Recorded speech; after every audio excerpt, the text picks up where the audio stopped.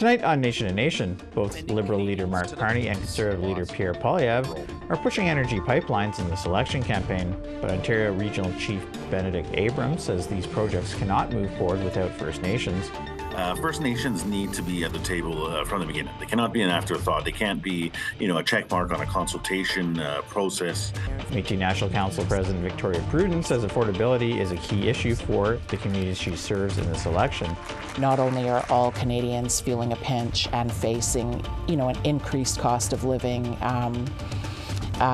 but Métis people are specifically already struggling. And APTN Investigates reporter Tom Fenario says a lack of funding has Indigenous police forces stretched to the max.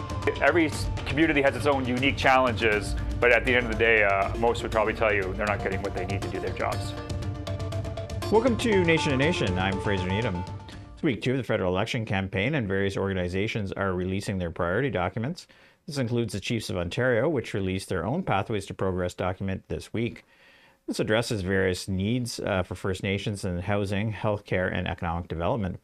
Joining me today to talk about the document and the election is Ontario Regional Chief Abram Benedict. Welcome back to Nation to Nation. There you go. Thank you for the opportunity.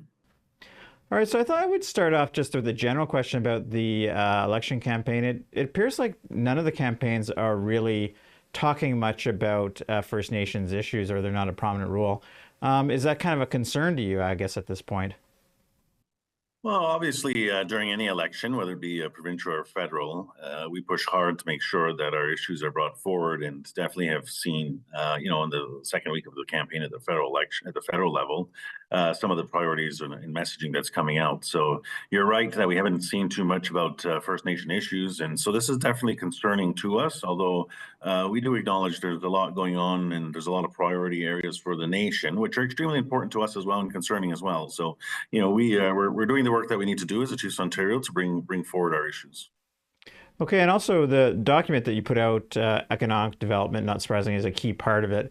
And this, of course, would include mining of critical minerals and oil and gas projects that would often run through First Nations lands.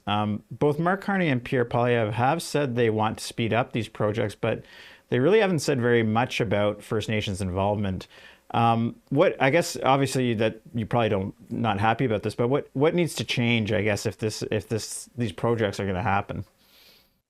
Yeah, so both parties have talked about accelerating and making projects happen faster. Which in many parts we're supportive of that, but First Nations need to be at the table from the beginning. They cannot be an afterthought. They can't be, a check mark on a consultation process.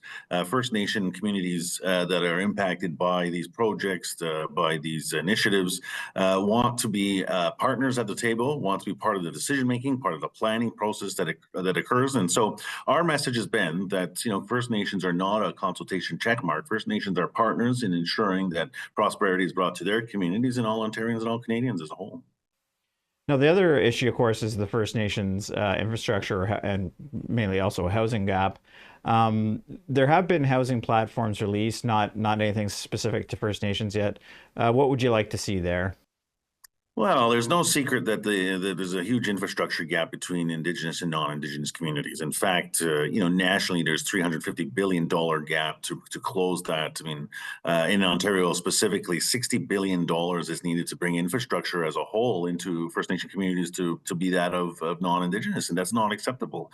When we drill down on housing, unfortunately for a number of our communities, housing before the housing shortage, before the cost of building, the cost of living went through the roof, a number of our communities had faced this already. Overcrowding in First Nations, and particularly in the North, is not a new thing. And so, the federal government needs to, accelerate the investments in this, also ensure that there's infrastructure dollars to support new homes. I know that many municipalities and communities are, want to build more homes, but there are also the infrastructure to support that, including electrical. We still have communities on diesel in the North, including wastewater, clean drinking water. Ontario has the most boil water advisories for First Nations. Unacceptable. And so building new homes is something that we need to do, but we also need to make sure that all the infrastructure to support new homes is there as well. Now, the document also raises some specific concerns about those that are administering the non-insured health benefits program. I hadn't heard some of this before, but there's raises some real questions about the type of people that are doing this work. Can you maybe elaborate a little bit on that? Yeah, absolutely. So unfortunately, what we have seen is that, the non-insured health benefits program, a program that's extremely vital and important to our people, that's not, as a relationship piece of our relationship with the federal government, unfortunately is not being administered to its optimal. And that what is happening is that some providers, and particularly around mental health support providers, who are, being paid for by the non-insured health benefits program and providing supports to First Nations people, a few of them, and quite a few of them, are either not licensed, have botchy pasts, or have outright been persons who should not be providing these mental health supports, specifically to residential school survivors or persons of trauma.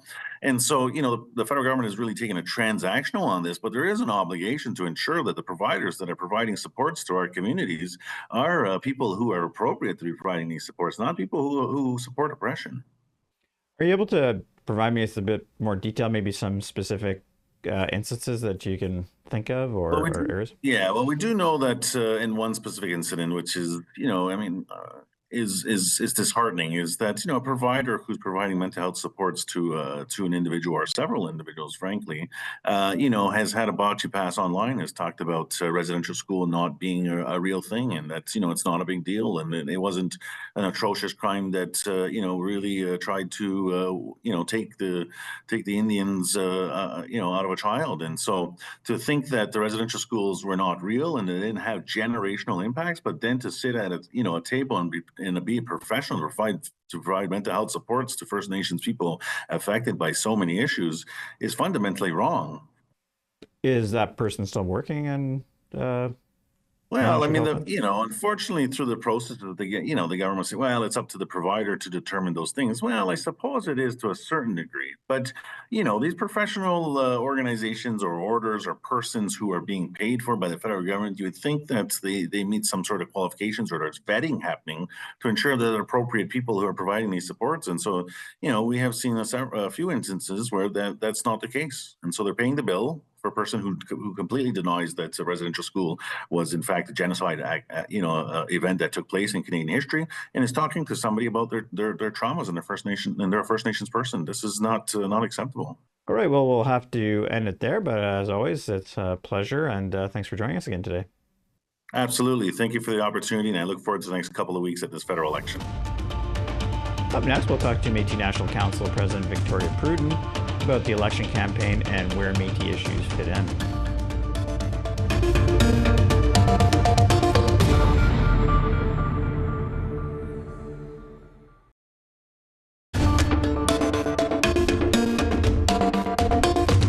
Welcome back. We're almost 2 full weeks into the federal election campaign, and Indigenous issues seem to be taking a back seat to other matters, such as tariffs, energy security, and Donald Trump's threats to annex Canada.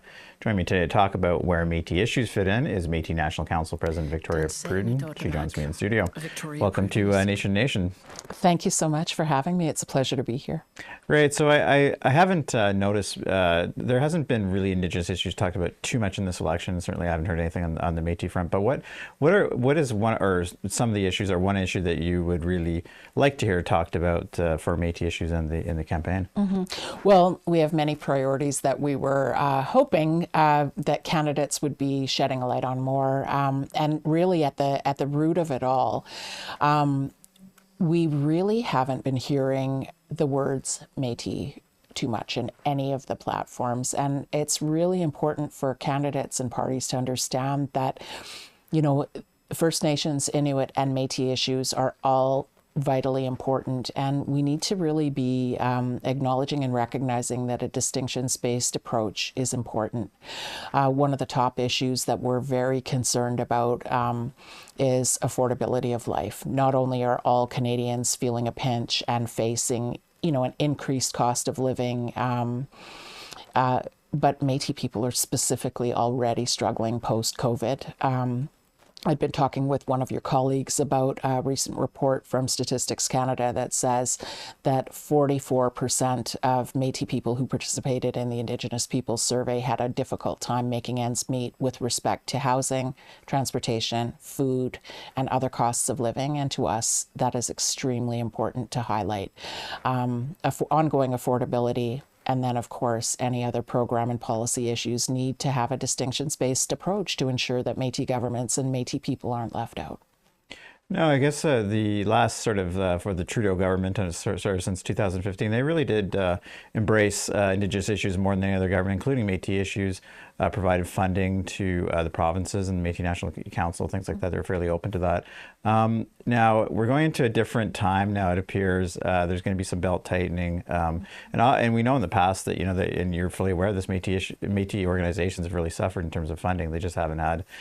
So are you worried, or how do you go forward on that, knowing that maybe that some tougher financial times are ahead for your organizations and some of the provinces too? Absolutely. I had the privilege of serving my nation for a long time, and I was working in British Columbia for the Métis Nation during the Stephen Harper years. And I remember very well what it was like as organizations and Métis governments facing the challenges of reduced funding, reduced operating, and the lasting impact that has on being able to advocate and move people forward. So I think that certainly myself at the Métis National Council, we're looking at no matter who forms the next government, that will be entering a period of more fiscal conservatism, and being prepared for that, and being prepared to still prioritize and advocate for Métis governments and Métis people regardless. So kind of preparing for the worst and hoping for the best, and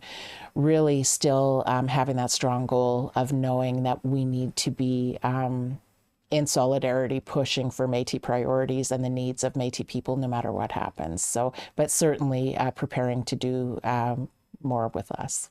Right, yeah, and I guess the whole solidarity thing. Of course, Métis Nation hasn't always gotten along, and I'm sure you're aware of all that. But how do you? I guess that is true. You want to be have solidarity. How do you plan to sort of, as the National Council president, sort of bring maybe everybody together when the new government comes in? I think that there's a number of ways that we can pivot, and ideas that we have to try to encourage a little bit more collaborative environment. It's extremely important.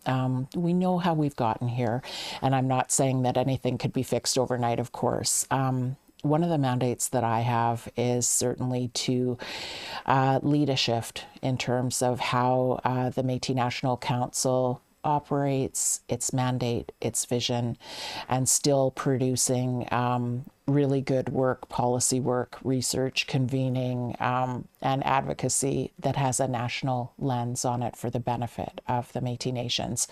But certainly I think that there's some perhaps strategies that an incoming government, we could encourage them to take for more of that collaborative and kind of solidified approach in terms of the Métis Nation.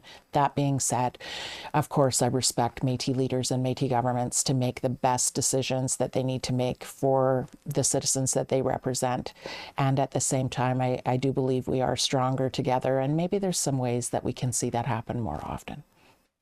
And just during the election campaign, of course, the new Prime Minister, Liberal leader, is pretty strong on economic issues. I don't think anyone would debate that, but maybe on Indigenous issues, not so much. She's stumbled a few times. You referred to Métis up, I think, in Nunavut. Obviously, that's not correct. Are there concerns there that that Métis First Nations have tended to sort of trump issues with the federal government for Métis? Are you concerned there that this Prime Minister, this new government, will just not be that interested or be that knowledgeable in Métis issues? I think that there's an opportunity to support whoever the incoming Prime Minister is, and certainly, I think having some patience and some understanding, but also providing that support and education to allow any leader to get up to speed on things. We're certainly, open and patient in that process. Having met with Prime Minister Carney in the past few weeks, I certainly noticed an authenticity and what I believe is a genuine commitment to really honoring and acknowledging that Métis, Inuit, and First Nations are all distinct peoples recognized under Section 35, that he has a responsibility to prioritize, to work with, and to collaborate with in good ways. And, I think certainly we've heard more encouraging messaging there. And as always, we're open to dialogues and encouraging other leaders and other parties to make sure that Métis inclusion and really understanding a distinctions-based approach is something that needs to happen. Right, you're right there. There's certainly lots of work done, lots of committee meetings, lots of studies. So there was, it got a fair down the way of the path on the bill. So, but unfortunately, with prorogation, all these other things going on, it just didn't move forward. So exactly. Right. Well, I'll have to end it there. But thanks very much again for joining us today. Thank you so much for having me, Marcy. Up next, we'll talk to APTN Investigates reporter Tom Fenario with a story on underfunding of Indigenous police services.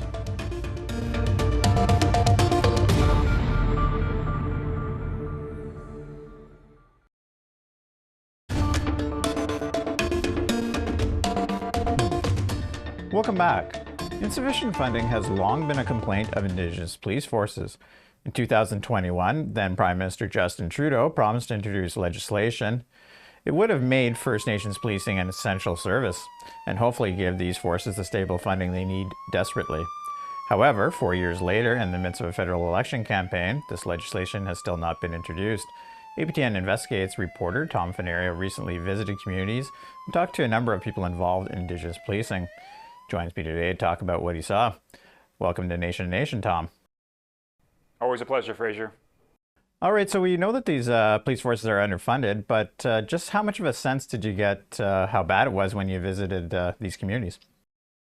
Well, there's one community I went to in northwestern Ontario, about a few hours east of Thunder Bay, called Nedamizagame Nishnabeg, also known as Pic-Mobert First Nation. And it was evident right away. The officer who was supposed to give me a ride along, she showed up, but she was driving an OPP car. She had to borrow the OPP truck because one of the Anishinaabe Police Services cars was in the shop.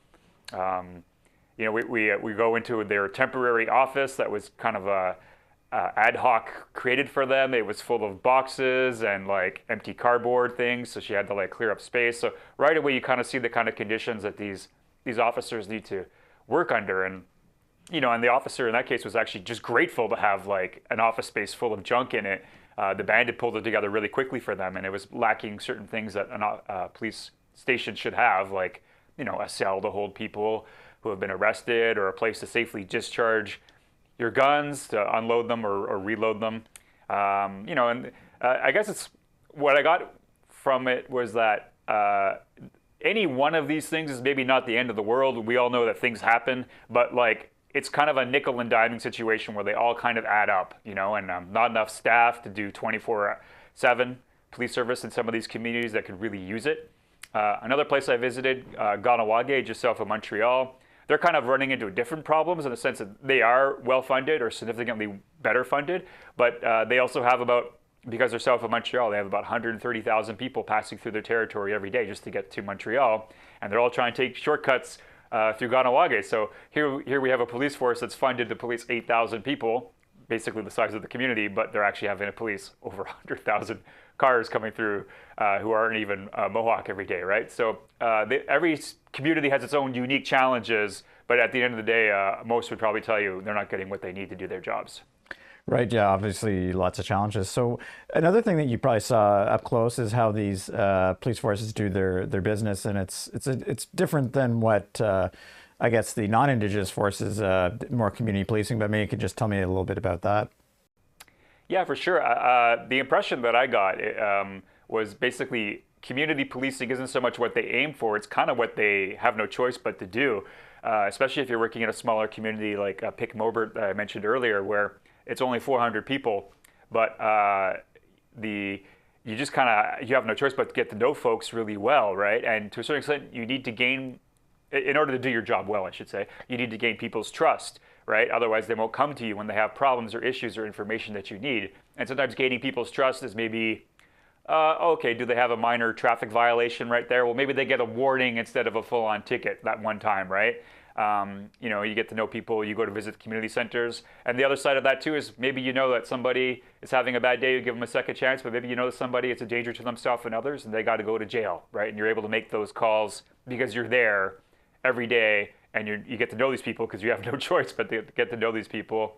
And also, ideally, and this is the case for most First Nations, or Indigenous, I should say, police forces, they are themselves Indigenous people, sometimes even from that community. So that alone gives them an edge in the sense that at least they know some of the struggles, some of the social issues that folks are going through, and are able to maybe make a bit more of a judgment call, at least on the community side of things, a bit better. So when it works well, that's what Indigenous policing is in Canada, is community policing.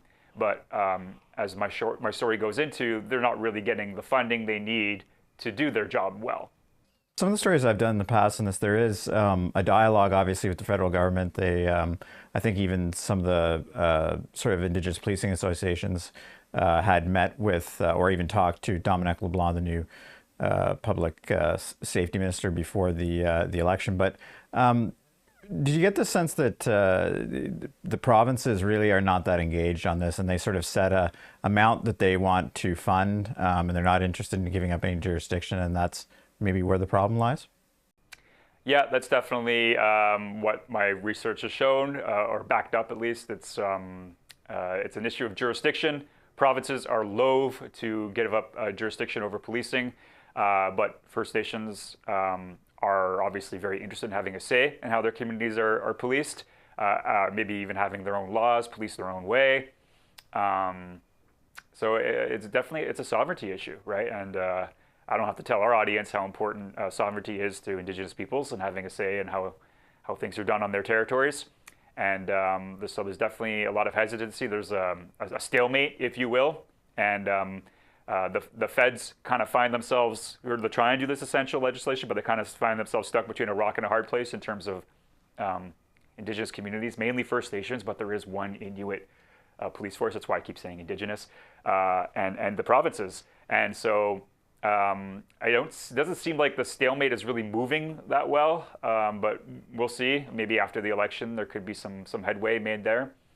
But yeah, a lot of the complaints that come from Indigenous police forces is that the feds show up with a pre-written, ready-to-go agreement. The provinces fund 48% and the feds fund 52%. And one of the complaints that Indigenous police forces have made is that the provinces say, well, this is how much we're gonna give, and the feds are like, sounds good. That means our 52% is this. Here you go, First Nations. And First Nations are like, whoa, you're not taking into account all of our realities of being a First Nation. So maybe we're only a community of 400 people, and maybe your random town somewhere in Ontario that's not Indigenous doesn't need a 24/7 police service if it's only 400 people. But that's not the case in our communities, right? So that's sort of where we're at. I'm very curious to see where it goes going forward after the April 28th federal election. All right, well, we'll have to end it there, but thanks very much for talking with us about this obviously very important issue today. Thanks for having me, Fraser. That concludes this week's episode of Nation to Nation. If you missed any part of tonight's show, you can check out our podcast at aptnnews.ca/podcast. I'm Fraser Needham. Good night.